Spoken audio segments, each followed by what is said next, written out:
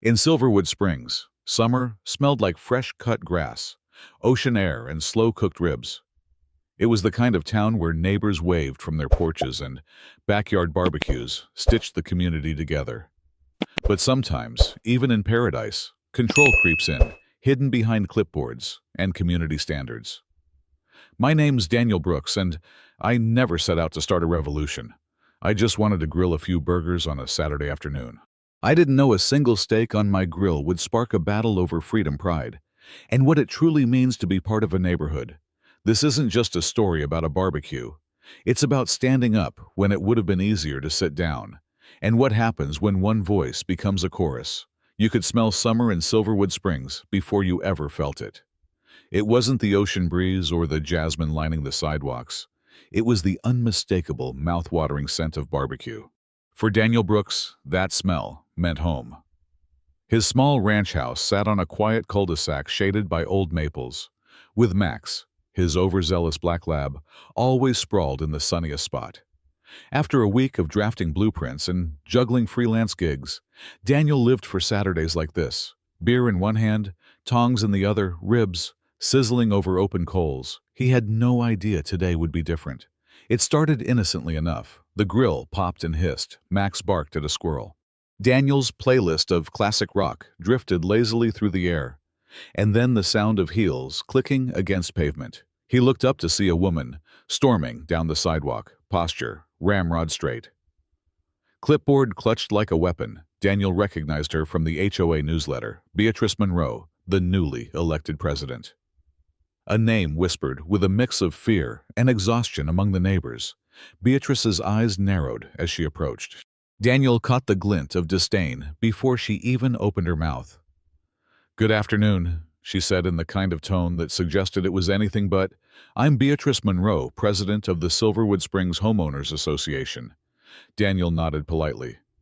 "Daniel Brooks, nice to meet you." Her gaze dropped to the grill, then back to him, stern and pointed. "You are aware that outdoor cooking equipment is prohibited without prior authorization." Daniel blinked. "Come again." Beatrice sighed as if explaining algebra to a particularly dense student. "Section 314 of the Silverwood Springs Residential Covenant Grills must be concealed and may only be operated during designated community events." Daniel chuckled. "Well, lucky for both of us, my property isn't under HOA governance." Beatrice stiffened. "Every home in Silverwood Springs falls under HOA jurisdiction. Except mine," Daniel said calmly, flipping a rib for emphasis. "My deed predates the HOA. It's exempt, grandfathered." She stared at him like he had just claimed the moon belonged to him. "That's highly irregular." Daniel shrugged. "Maybe. But it's legal. Checked it myself when I bought the place." For a moment, Beatrice's mouth tightened. Then she rallied. "Irregularities can still be addressed. I'll be issuing a notice of non-compliance." Daniel smiled, slow and easy. "Good luck with that," she flushed. "You think you're special," she snapped. "That you're above the rules that protect this community." "No," Daniel said simply. "I think I'm a guy grilling ribs on his own damn patio." Beatrice turned on her heel, hissing something under her breath about setting examples and disruptive elements. Max barked at her retreating figure tail, wagging furiously. Sensing the shift in the air, Daniel watched her leave a strange pit, settling low in his stomach. He didn't fear Beatrice exactly, but he knew people like her. People who thought authority was a hammer and everyone else was a nail. He took a long pull from his beer, staring at the horizon where the blue of the sky was just starting to darken into evening. "This isn't over," he muttered to Max. The dog yawned, unimpressed. But Daniel knew. The fight hadn't even started yet. For about 3 days after Beatrice's little sidewalk showdown, Daniel thought, maybe, just maybe, common sense had prevailed. The grill stayed hot. Max stayed happy. The world kept spinning. Then the letters started. First, a folded notice taped to his mailbox. "Notice of nuisance activity. Your use of outdoor cooking equipment has been deemed disruptive to the aesthetic harmony and air quality standards of Silverwood Springs. Cease all outdoor cooking activities immediately, Daniel snorted. No signature, no official HOA letterhead, just some Word document printed in all caps like a ransom note. He crumpled it up and tossed it into the recycling bin without a second thought. The next day, he found another notice, and the day after that, 2 anonymous complaints left on his front door.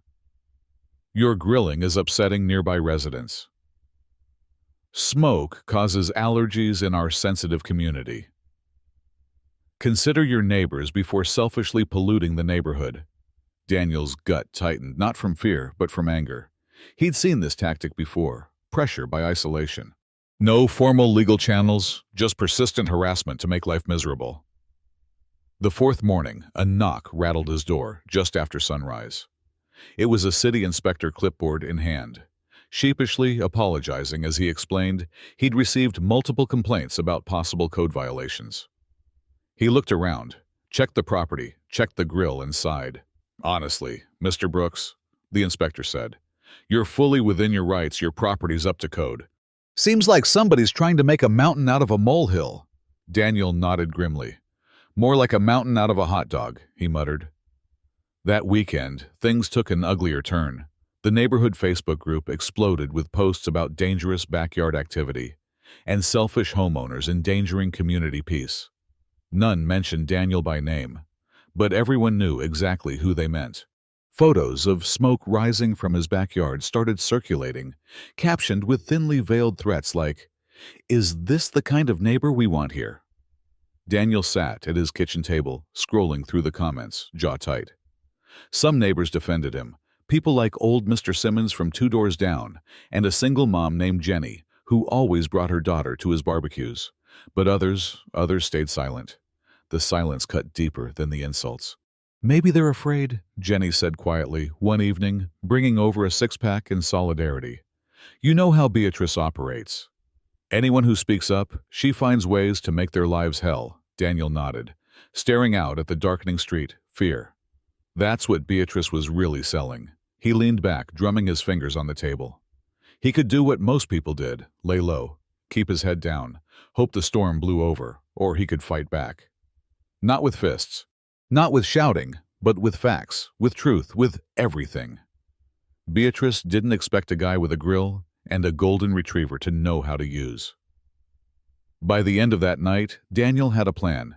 He set up a hidden camera pointed discreetly at his front porch to catch every anonymous notice dropper. He saved every message, every fake violation, cataloged them by date and sender. He printed out his original property deed, showing he was exempt from HOA governance. He dug into the HOA's own bylaws, highlighting every section Beatrice was now blatantly violating. Harassment of non-members, falsification of records, abuse of HOA authority. But the most important move wasn't gathering paperwork. It was gathering people. Daniel began hosting casual backyard gatherings. Not massive parties, just small friendly get-togethers. He invited neighbors he trusted, friends. Even some who were on the fence about HOA politics. They came. At first, cautiously, then more freely. Soon Daniel's grill wasn't just cooking food, it was cooking solidarity. Stories started surfacing. How Beatrice fined a neighbor $100 for leaving a Halloween pumpkin out past the approved season. How another neighbor was threatened for planting flowers outside the authorized color palette. Daniel listened, nodding. He let the outrage simmer, just like his ribs. Not angry, shouting, not public tantrums, just truth. Simple, undeniable truth. By the time Beatrice made her next move, filing an official civil complaint against Daniel for property devaluation through nuisance behavior, she had no idea what was waiting for her. The community center parking lot was full, long before the meeting was supposed to start. Inside, the room buzzed. Not with polite chatter, but with low, tense murmurs. Folding chairs scraped, programs rustled. Even the air felt electric, like the whole town was holding its breath. At the front of the room, Beatrice Monroe sat stiffly behind a long table, a fake smile plastered across her face. Gavel in hand, the other HOA board members, who usually nodded along with her every word, now shifted uncomfortably in their seats, glancing at the crowd gathering.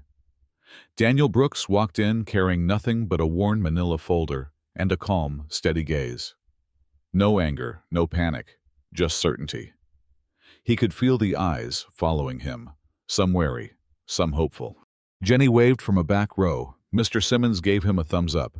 He found a seat in the second row, squarely in Beatrice's line of sight, when the clock struck 7:00 p.m. Beatrice cleared her throat and brought the gavel down with a sharp crack. "This emergency meeting," she said loudly, "has been called to address a serious violation of community standards, one that threatens the integrity, the value, and the peace of Silverwood Springs." She launched into her speech, paragraphs, clearly rehearsed painting. Daniel is a reckless troublemaker whose unauthorized activities had eroded community cohesion and lowered property values. Whispers began to ripple through the crowd. Some nodded. Others frowned. When she finished, she fixed Daniel with a stare, like a queen expecting her subject to kneel. "Mr. Brooks," she said, "you have been given the opportunity to respond. Do you have anything to say before the board votes on sanctions?" Daniel rose slowly. He didn't rush. He didn't shout. He didn't need to. He simply pulled a sheet of paper from his folder, held it up, and spoke clearly. "This," he said, "is my property deed. It shows that 14 Aspen Court is not and has never been part of the Silverwood Springs HOA. I am not subject to your rules." The room shifted a murmur, then a gasp. Daniel set the deed gently on the table. Then he pulled out a second document. "This," he said, "is a copy of the city's investigation. After responding to numerous false complaints made against me, they found no violations of any municipal codes." He laid that paper down too. "And this," he continued, unfolding a smaller sheet, "is a transcription of a recorded conversation in which Mrs. Monroe explicitly states her intent to make an example out of me regardless of legal standing." He handed a printed transcript to the board and a copy to the crowd.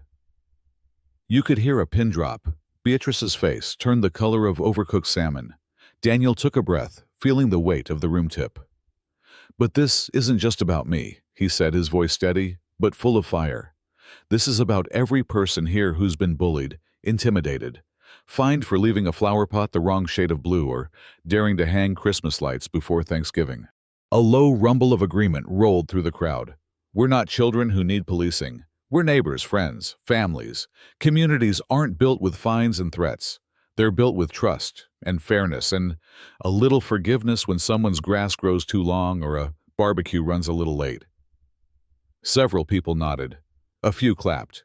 Daniel finished simply. "I'm not the problem. I'm the warning sign that you ignored too long." Beatrice stood sputtering, trying to regain control. "This is outrageous," she barked. "He's inciting rebellion. He's—" "Enough," came a voice from the board table. It was Mark Harris, the HOA's treasurer. Usually Beatrice's most loyal supporter, he stood up, looking directly at the crowd. "I move that all actions against Mr. Brooks be immediately dismissed," Mark said, "and that this board hold a vote of no confidence in Mrs. Monroe for abuse of power." The room exploded in cheers before anyone could even second the motion, though several people shouted it at once. In the end, it wasn't close. Beatrice was voted out publicly, overwhelmingly, irreversibly. As she stormed out of the building, the sun was setting low behind her. The last light caught the stunned look on her face. A woman realizing too late that fear is a terrible foundation to build a kingdom on. Daniel didn't smile. He just quietly thanked the people who'd stood with him, packed up his folder, and stepped out into the cool night. Outside, people were already talking excitedly about what would come next. A new council, community events, fewer rules, more respect. Jenny caught up to him, grinning ear to ear. "You started something tonight," she said. Daniel looked down at Max, who wagged his tail happily. "Nah," he said, scratching behind the dog's ear. "We just remembered who this place really belongs to."